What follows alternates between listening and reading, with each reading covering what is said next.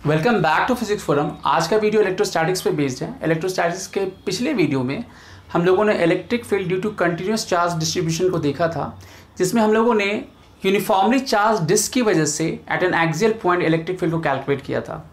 आज के वीडियो में हम लोग क्या क्या देखने वाले हैं, तो आज हम लोग again electric field due to continuous charge distribution को देखेंगे। बट हमारा जो टॉपिक ऑफ डिस्कशन होगा वो होगा electric field calculation at the centre of uniformly charge circular arc.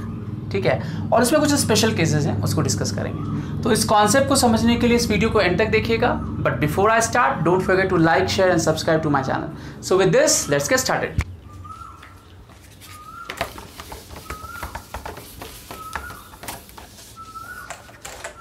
तो electric field at the center of uniformly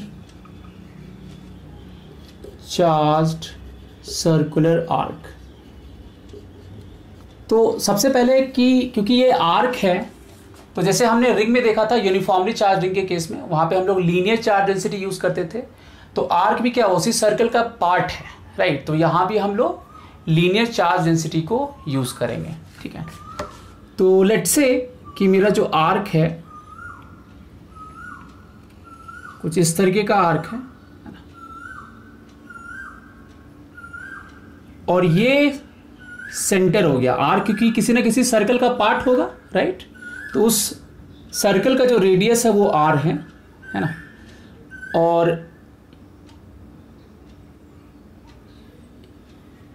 ये यूनिफॉर्मली चार्ज है, ये इंटायर जो आर्क है यूनिफॉर्मली चार्ज है ना। और ये एक लाइन है जो इसको दो पार्ट में डिवाइड कर रहा है। लेट्स से कि इस लाइन के नीचे जो एंगल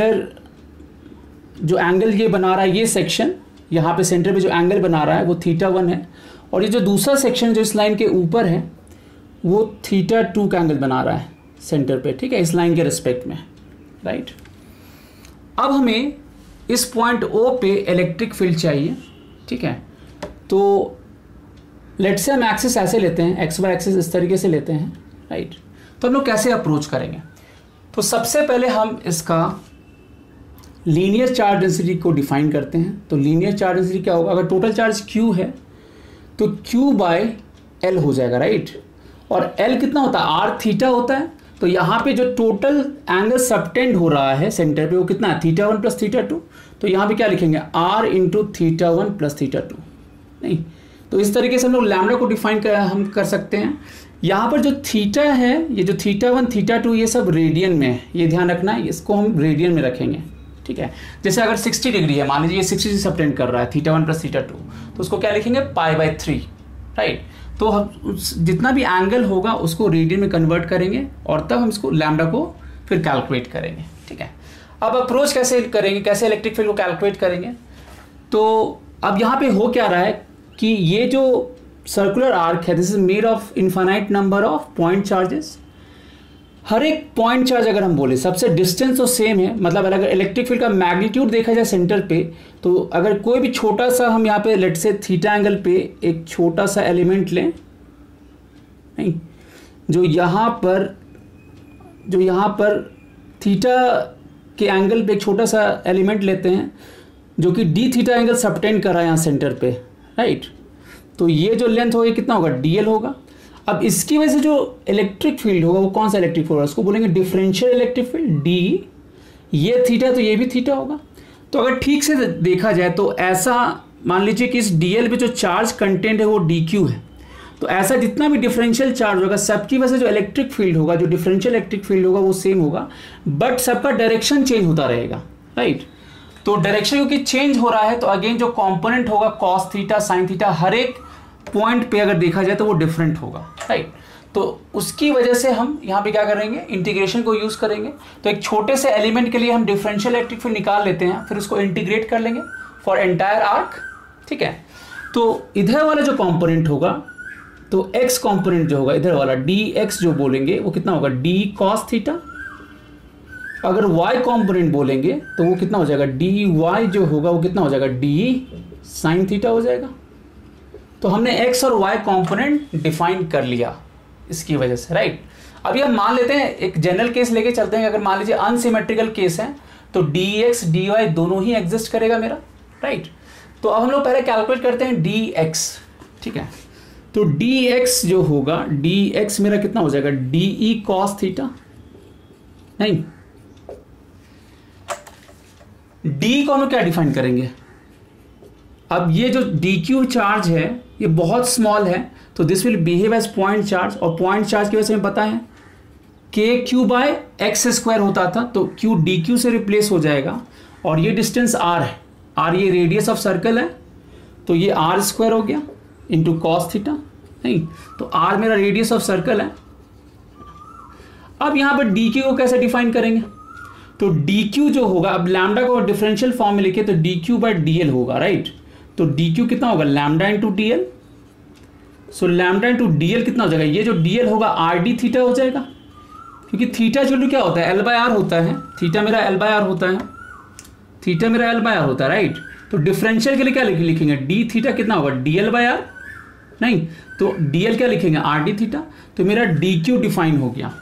अब ये वैल्यू यहाँ पे रख दें, k मेरा कूलम्स कांस्टेंट में पता है तो k into lambda r d theta, यहाँ पे आर डी थीटा होगा, राइट, आर डी थीटा है ना, by r square into cos theta, नहीं सो डी एक्स जो मेरा आया यहाँ पर कितना आ गया, k लैम्डा बाय आर है ना, कॉस थीटा डी थीटा, नहीं इसी को इंटीग्रेट कर लेंगे, ठीक है। अब यहाँ पर इंटीग्रेशन लिमिट कैसे लेंगे, कॉस थीटा डी थीटा, जैसे हमने यहाँ जो थीटा लिया है ये हमने एंटी क्लॉकवाइज सेंस में लिया है, तो यहाँ जो इंटीग्रेशन लिमिट लेंगे, जैसे ये जो सेक्शन होगा इसका एक एंड जो होगा, क्योंकि ये हम या इस लाइन के रिस्पेक्ट में क्लॉकवाइज मूव कर रहे हैं तो ये लिखेंगे माइनस थीटा टू, है ना, और इस लाइन से जब हम इधर जाएंगे मतलब एंटी क्लॉकवाइज डायरेक्शन में मूव करेंगे तो प्लस थीटा वन, तो इस सर्कुलर आर्क का जो दूसरा एंड होगा वो प्लस थीटा वन बनाएगा क्योंकि एंटी क्लॉकवाइज सेंस में है, तो plus theta one, so minus theta two से प्लस थीटा वन ये इंटीग्रेट हो जाएगा। तो यहाँ से कितना होगा, k lambda by r, cos theta का जो इंटीग्रेशन होता है वो साइन थीटा होता है, तो साइन थीटा कहाँ से कहाँ तक, माइनस थीटा टू से प्लस थीटा वन, सो के लैम्डा बाय आर, एक बार साइन थीटा वन रखेंगे upper limit minus sine minus theta two, तो ये माइनस माइनस प्लस बना लेगा, तो मेरा जो EX का वैल्यू आया वो कितना आ गया, k lambda by r sine theta one plus sine theta two, तो ये मेरा EX आ गया, नहीं। इन द सेम वे हम लोग EY भी निकाल सकते हैं, राइट। तो EY कैसे कैलकुलेट करेंगे, अब हम लोग EY कैलकुलेट करते हैं, राइट। तो EY क्या करेंगे, है ना, तो EY जो है हम लोग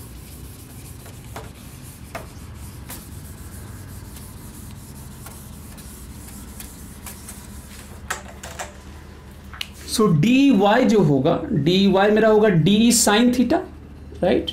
अगेन इसको लिखेंगे k into d q by r square, और डी क्यू को क्या लिख देंगे, k into lambda into r d theta by r square into sine theta, तो ये k lambda by r sine theta d theta हो जाएगा, राइट।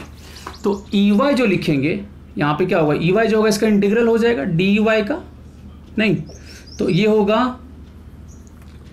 के लैम्डा बाय आर, ये तो कांस्टेंट है, के लैम्डा बाय आर ये सारा वैल्यू कांस्टेंट है तो इंटीग्रेशन के बाहर रहेगा साइन थीटा डी थीटा, और अगेन जो लिमिट होगा क्या होगा, माइनस थीटा टू से, क्योंकि ये क्लॉकवाइज सेंस में है, प्लस थीटा वन, नहीं तो यहाँ से के लैम्डा बाय आर और साइन थीटा डी थीटा का इंटीग्रेशन होता है माइनस कॉस थीटा, और कहाँ से कहाँ तक, माइनस थीटा टू से प्लस थीटा वन, सो के लैम्डा बाय आर, और यहाँ पर कॉस, क्योंकि यहाँ पे नेगेटिव साइन है तो पहले माइनस थीटा टू और माइनस क्या करेंगे कॉस थीटा वन, नहीं सो यहाँ से ई वाई जो होगा है ना वो कितना हो जाएगा, k lambda by r cos theta two minus cos theta one, ठीक है, क्लियर है। तो अब इस दोनों रिजल्ट को एक साथ लिखें तो मेरे पास क्या रिजल्ट आया, मेरा जो EX आया EX जो आया वो आया k lambda by r sine theta 1 plus sine theta 2, और EY की बात करें तो k lambda by r cos theta 2 है ना, cos theta 2 minus cos theta 1। ठीक है, तो ये EX और EY का वैल्यू आ गया। अगर रिजल्टेंट इलेक्ट्रिक फील्ड पूछा जाएगा है ना, तो वो कितना हो जाएगा? ठीक है, रिजल्टेंट इलेक्ट्रिक फील्ड जो होगा root under EX square plus EY square. अगर इस दोनों के बीच का एंगल पूछा गया तो tan अल्फा क्या लिखेंगे? EY बाई EX हो जाएगा। नहीं तो जैसे अब यहाँ पर हम देख सकते हैं कि लेट से अगर ये सेक्शन ज़्यादा है, अगर ये सेक्शन ज़्यादा है तो थीटा 1 ज़्यादा होगा। तो अगर if theta 1 is greater than theta 2 तो कॉस थीटा 1 जो होगा वो लेस देन कॉस थीटा 2 होगा, क्योंकि कोसाइन में वैल्यू कम हो जाता है। नहीं, जैसे कॉस 30 का जो वैल्यू होगा वो ज़्यादा होगा एज कम्पेयर टू कॉस 60 के, तो cos theta 1 less than cos theta 2 होगा। इन दैट केस अगर ये वैल्यू यहाँ पर रखेंगे तो EY मेरा क्या आएगा? पॉजिटिव आ जाएगा। पॉजिटिव मतलब क्या हुआ कि इस डायरेक्शन में होगा, और ऐसा होना भी चाहिए। अगर ये सेक्शन ज़्यादा है तो पॉजिटिव चार्ज का जो इलेक्ट्रिक फील्ड होगा वो ज़्यादा होगा, उसका जो Y कॉम्पोनेंट होगा वो ज़्यादा होगा एज कम्पेयर टू इस सेक्शन के। इसका जो इलेक्ट्रिक फील्ड होगा उसका जो वर्टिकल कॉम्पोनेंट है वो नीचे होगा, और इस सेक्शन का जो इलेक्ट्रिक फील्ड होगा उसका वर्टिकल कॉम्पोनेंट ऊपर होगा। तो अगर ये सेक्शन ज़्यादा है तो इसका जो इलेक्ट्रिक फील्ड का जो वर्टिकल कॉम्पोनेंट होगा वो डोमिनेंट होगा इसके रिस्पेक्ट में, तो ओवरऑल इलेक्ट्रिक फील्ड क्या होगा? अपवर्ड डायरेक्शन में हो जाएगा। तो ये यहाँ से जस्टिफाइड भी हो रहा है हमारा, है ना। तो अगर थीटा 1 ज़्यादा होगा तो EY मेरा पॉजिटिव आ गया। ठीक है, अच्छा EX जो होगा ऑब्वियसली किस डायरेक्शन में होगा? इस डायरेक्शन अवे होगा। अगर पॉजिटिव चार्ज है तो EX इस तरफ होगा, राइटवर्ड होगा। अगर यही नेगेटिव चार्ज होगा तो टुवर्ड्स हो जाएगा। ठीक है, तो EX इसके अलॉन्ग ही हो गया, और EY डिपेंड करेगा कि कौन सा सेक्शन ज़्यादा है। अगर ये सेक्शन ज़्यादा होगा तो EY ऊपर की तरफ होगा, अगर ये सेक्शन ज़्यादा है तो EY नीचे की तरफ होगा। राइट, तो ये मेरा हो गया रिजल्टेंट इलेक्ट्रिक फील्ड का वैल्यू। और ये जो एंगल बनाएगा, लेट्स से कि ओवरऑल वैल्यू EX का इधर आया और EY यहाँ पे आया सेंटर पे, यहाँ पर, तो ये कुछ एंगल बनाएगा ना अल्फा, तो ये tan अल्फा जो हो गया ये वही हो गया EY बाई EX हो गया। ठीक है, तो जो भी एंगल होगा, जैसे अगर यहाँ पे पॉजिटिव वैल्यू है तो इधर हो जाएगा, अगर पॉजिटिव वैल्यू लेंगे तो EY इधर आएगा, नहीं तो रिजल्टेंट इलेक्ट्रिक फील्ड इधर हो जाएगा, तो ये अल्फा हो गया। ठीक है, तो ये हो गया। अब इसमें स्पेशल केसेस हैं। स्पेशल केसेस में तो सबसे पहले हम बात करें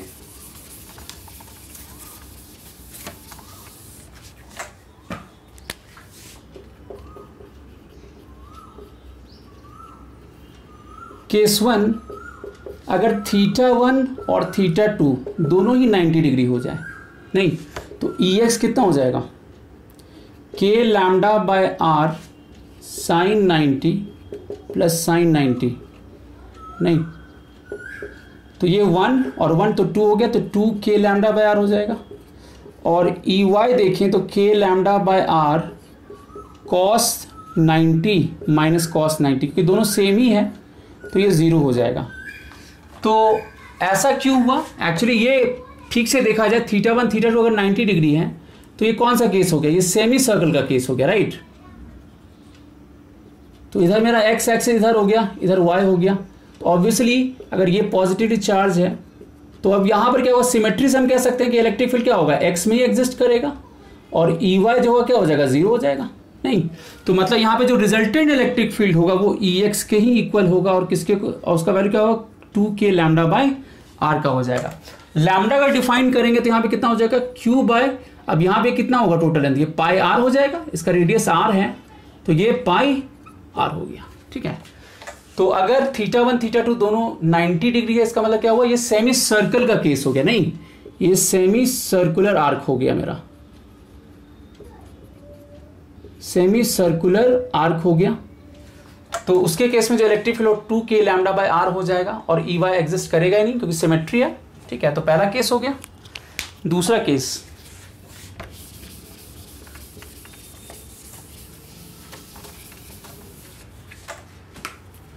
अगर थीटा 2 0 हो गया और थीटा 1 90 हो गया, नहीं तो इन दैट केस क्या होगा? इसका मतलब ये हो गया ना ऐसा केस हो गया, नहीं थीटा 2 हमने इधर लिया था, राइट, सॉरी थीटा 1 हमने इधर लिया था, तो थीटा 1 मेरा 90 डिग्री हो गया और थीटा 2 इधर है ही नहीं, इधर है ही नहीं, तो ये क्या होगा, 0 हो गया। तो ये क्वार्टर सर्कुलर आर्क हो गया। तो यहां पर क्या होगा, EX और EY दोनों एग्जिस्ट करेगा, नहीं EX देखें तो EX कितना हो जाएगा, K lambda by R sine theta 1, तो sine 90 degree plus sine theta 2, तो 0 हो गया। So K lambda by R हो गया। अगर EY की बात करें तो K lambda by R cos theta 2, तो थीटा 2 0 है, तो कॉस 0 माइनस कॉस 90, तो ये 0 हो गया, ये 1, तो K लैम्डा बाय R। तो मतलब यहाँ पर E जो होगा, मतलब EX और EY दोनों का ही वैल्यू सेम होगा, तो ये √2 K लैम्डा बाय R हो जाएगा, राइट। ये वैल्यू रख देंगे यहाँ पर, तो ये आ जाएगा। और दोनों के बीच का जो एंगल होगा यहाँ पर, ये जो एंगल होगा ऑब्वियसली ये कितना आ जाएगा, 45 डिग्री हो जाएगा, क्योंकि दोनों सेम है। सो tan अल्फा जो लिखेंगे EY बाय EX, अब दोनों तो सेम ही है, तो ये 1 हो गया, तो अल्फा कितना हो जाएगा, 45 डिग्री, नहीं। तो ये सेकंड केस हो गया, ठीक है। अब थर्ड केस,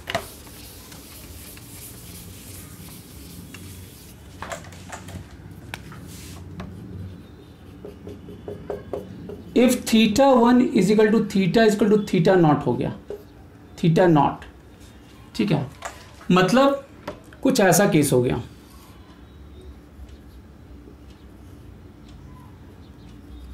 तो ये भी सिमेट्रिकल केस है, इसको देख के हम इमीडिएटली बता सकते हैं, है ना, कि यहां पर EX ही एग्जिस्ट करेगा, EY इसका 0 हो जाएगा, नहीं, ठीक है। लैम्डा तो हम डिफाइन कर सकते हैं, जैसे लैम्डा हमने पहले भी डिफाइन किया था, तो जैसे लैम्डा यहां डिफाइन करने कितना हो जाएगा, Q बाय, और L होता है, L कितना R थीटा होगा, तो Q बाय R इंटू क्या होगा, 2 थीटा नॉट हो जाएगा, नहीं, इधर भी थीटा नॉट है, इधर भी थीटा नॉट है, राइट। EX देखें तो EX कितना हो जाएगा, है ना, तो EX हो जाएगा K lambda by R sine theta not plus sine theta not, so 2K lambda sine theta not by R हो गया। और EY की बात करें तो कितना हो जाएगा, K lambda by R cos theta 2 minus cos theta 1, तो ये 0 हो गया, ऐसा आना भी चाहिए था। तो यहाँ जो रिजल्टेंट इलेक्ट्रिक फील्ड होगा वो कितना आ गया, 2K lambda sine theta not by R, और लैम्डा हमने डिफाइन कर लिया, अगर चार्ज दिया हुआ तो उसके टर्म भी लिख सकते हैं। तो ये रिजल्टेंट इलेक्ट्रिक फील्ड का वैल्यू हो जाएगा, और ये x के डायरेक्शन में ही होगा, ठीक है। ऐसे ये रिजल्ट बहुत इंपॉर्टेंट है, क्योंकि अगर देखा जाए ठीक से तो हम ऐसा भी कह सकते हैं, जैसे अगर मान लीजिए कोई भी ऐसा हमें दिया हुआ है, लेट्स से कि एक आर्क है ऐसा, है ना, ऐसा एक आर्क दिया हुआ है लेट्स से, और इसका एक सेक्शन जो है ये 30 डिग्री बना रहा है और दूसरा सेक्शन जो है यहाँ पर 60 डिग्री बना रहा है। तो एक तरीका क्या है कि हम इधर XY एक्सिस ऐसे डिफाइन कर लें, है ना। यहाँ पर देखिए जाए, जैसे ये रिजल्ट था, यहाँ पर थीटा नॉट अगर देखा जाए तो पॉइंट O जो था हम कहेंगे कि बाइसेक्टर लाइन के अलॉन्ग था, नहीं, जैसे यहाँ पर जो हमारे पास रिजल्ट आया जिसमें थीटा नॉट दोनों तरफ से थीटा नॉट था यहाँ पर, नहीं, तो हम ऐसा बोलेंगे ना कि ये जो सेंटर O है इसके बाइसेक्टर लाइन पर है, ठीक है। अब हम जैसे ये 30 और 60 है, तो ऐसा कोई भी केस हम इसको इस फॉर्म में कन्वर्ट कर सकते हैं, जैसे ये थीटा 1 थीटा 2 के टर्म में, लेकिन हम ऐसा भी कह सकते हैं, ठीक है, कि this system can also be express like this, जैसे हमने इसको ऐसे ही छोड़ दिया, है ना, और इसका बाइसेक्टर लाइन ले लेते हैं हम लोग, जैसे 60 + 30 है, तो कितना हो जाएगा इसका बाइसेक्टर लाइन, 45 डिग्री, तो लेट से 45 डिग्री कहीं इधर आ रहा है ना, ये 45 डिग्री आ रहा है। अगर मान लीजिए कि हम इस कोऑर्डिनेट सिस्टम को नहीं मानते हैं, अगर इस कोऑर्डिनेट सिस्टम के हिसाब से हमें नहीं लिखना है आंसर, तो हम ऐसा भी कर सकते हैं कि जैसे ये मेरा थीटा 2 होता था, राइट, ये मेरा थीटा 1 होता था, तो हमने क्या किया, इस आर को 2 पार्ट में डिवाइड कर लिया ताकि ये बाइसेक्टर वाले फॉर्म में कन्वर्ट हो जाए, इस वाले फॉर्म में कन्वर्ट हो जाए। अब यहां से हम डायरेक्टली कह सकते हैं कि इसका जो रिजल्ट होगा, इसका जो इलेक्ट्रिक फील्ड होगा, इसके बाइसेक्टर लाइन के अलॉन्ग डायरेक्टेड होगा, मतलब इधर होगा इलेक्ट्रिक फील्ड। नहीं, ये अब जैसे ये टोटल एंगल 90 डिग्री है तो ये 45 हो गया, इसका बाइसेक्टर लाइन इधर है तो ये इधर डायरेक्टेड होगा। तो E का जो वैल्यू हो जाएगा यहां से सीधे हम कह सकते हैं कि this will be equal to 2k lambda by r और साइन 45 डिग्री। नहीं, तो हमने क्या किया, इस फॉर्म को इस फॉर्म में कन्वर्ट कर दिया। तो थर्ड जो इसमें स्पेशल केस है उसको हम इस तरीके से भी ट्रीट कर सकते हैं। अगर कोई भी अगर θ1 θ2 डिफरेंट है तो हम डायरेक्टली कह सकते हैं हमने क्या किया, एंटायर एंगल को 2 इक्वल पार्ट में स्प्लिट कर लिया ताकि ये एंटायर आर्क 2 इक्वल पार्ट में स्प्लिट हो जाए, और इसका रिजल्ट हमें यहां से पता है, उस रिजल्ट को यूज करते हुए हम बता सकते हैं।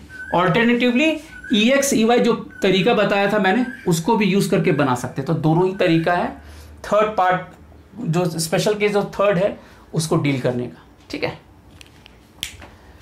तो that's all for this video. Electrostatics के नेक्स्ट वीडियो में हम लोग इलेक्ट्रिक फील्ड पे बेस्ड प्रॉब्लम को डिस्कस करेंगे। तो मिलते हैं अगले वीडियो में। Till then take care, good bye.